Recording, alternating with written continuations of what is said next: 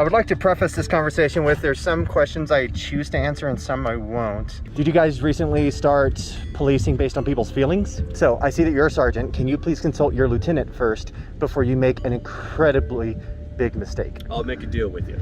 We're not gonna let you bait us in this time. Welcome back to the Lackluster channel. Today's video features auditing the Front Range, who in September of 2021 was filming the publicly accessible areas of the Charles C. Chuck Brown Transportation and Environmental Complex in Colorado Springs, El Paso County. The complex is often used for turning in recyclables, toxic chemical waste, and for voting. A few moments into the video, he finds a few El Paso County Sheriff Patrol vehicles left idling. Actually, guys, we have a police vehicle here that's idling. Wonder how long this vehicle's been sitting here idling, guys.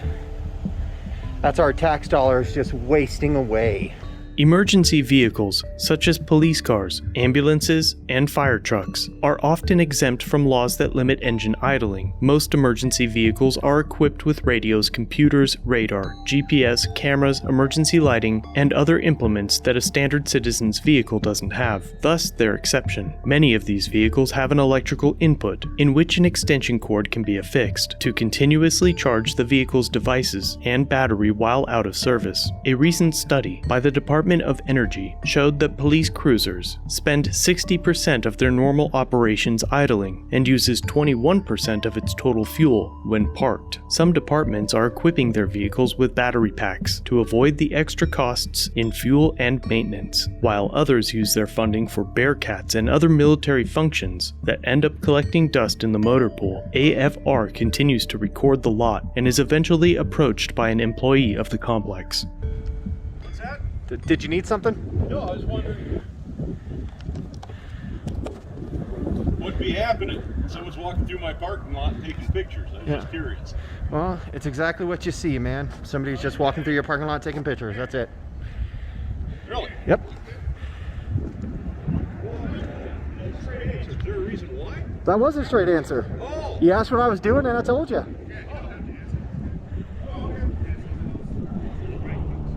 The employee leaves him alone, and he continues to record, and after a few minutes, another employee approaches.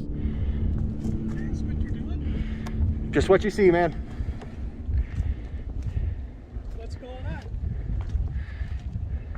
I would like to preface this conversation with there's some questions I choose to answer and some I won't.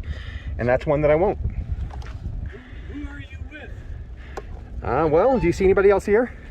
No, who are you with? What are you doing? Oh, I'm with myself, man. I'll go in and get the sheriff. If that's what you feel the need to do.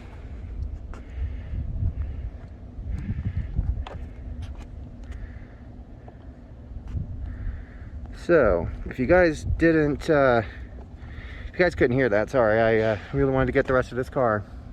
This guy here feels the need to go and get the sheriff because he didn't get the answers that he wanted. Just a few moments pass when a sergeant and two deputies of the El Paso Sheriff's Office approach. Yeah, sir. Hey, not too bad. How about you guys? Doing good, doing good. So they called and they don't want you on the property. Okay, well, unfortunately, here, I'm going to give 6 feet distance here. So, did you guys recently start policing based on people's feelings? Or the law? Here's what we're gonna do.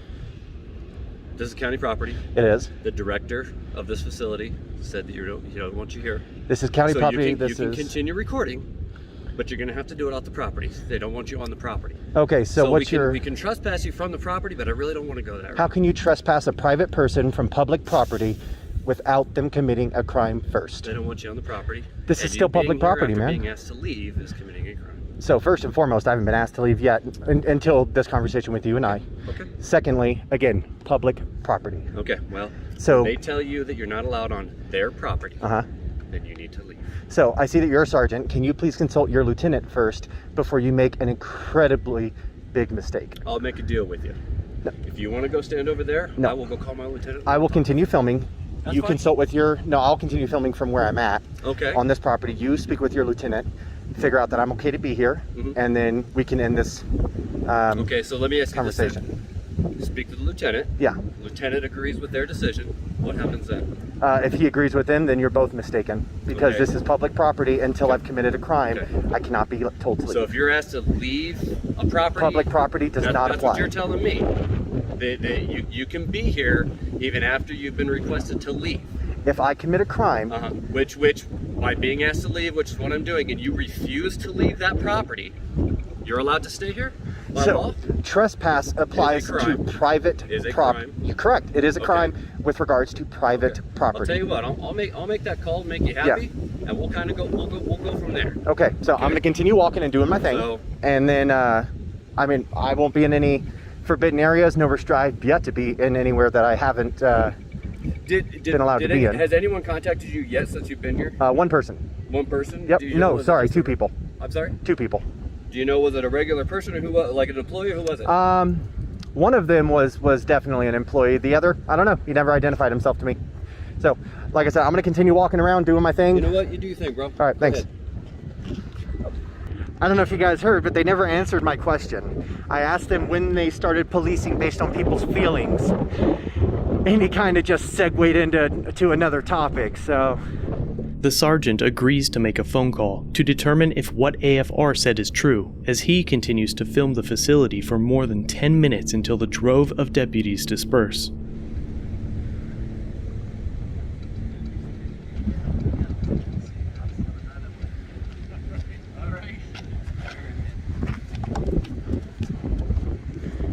you guys getting out of here?